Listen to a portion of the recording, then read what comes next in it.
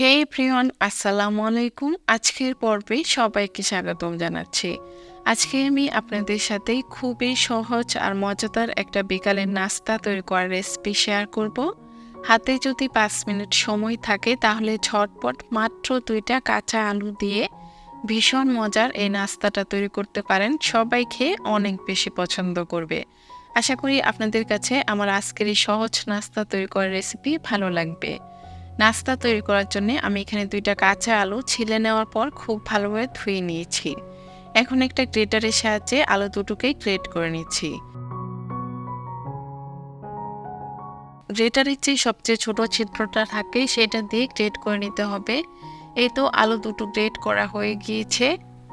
এখন এর মধ্যে পর্যাপ্ত পরিমাণে পানি দিয়ে আলু কুচিগুলোকে খুব ভালোভাবে ধুয়ে নিচ্ছি।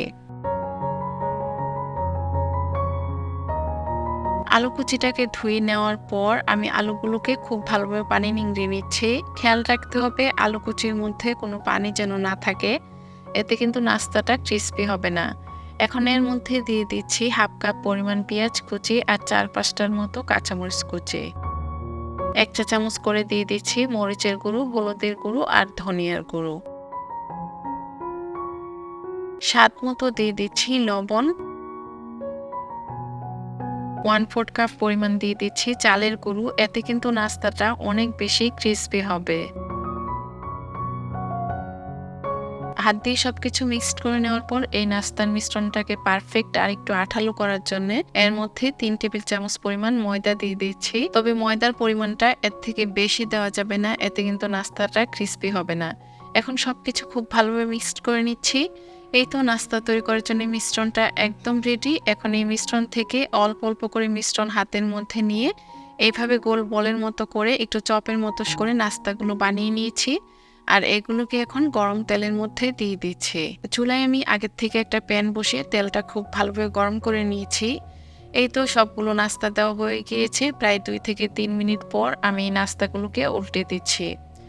জালটা বাড়িয়ে দিয়ে এই নাস্তাগুলোকে ভাজা যাবে না, এতে কিন্তু উপরে পুড়ে যেতে পারে আর ভিতরে কাঁচা থেকে যাবে।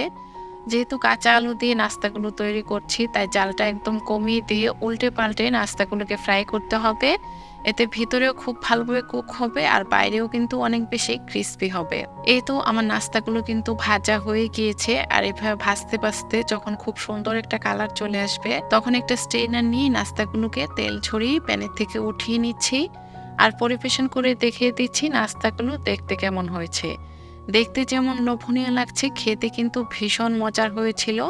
বিকালের নাস্তায় ঝটপট আপনার পছন্দ মতো যে কোনো সসের সাথে এই নাস্তাটা বানিয়ে পরিবেশন করতে পারেন। ছোট বড় সবাই খেয়ে অনেক বেশি পছন্দ করবে।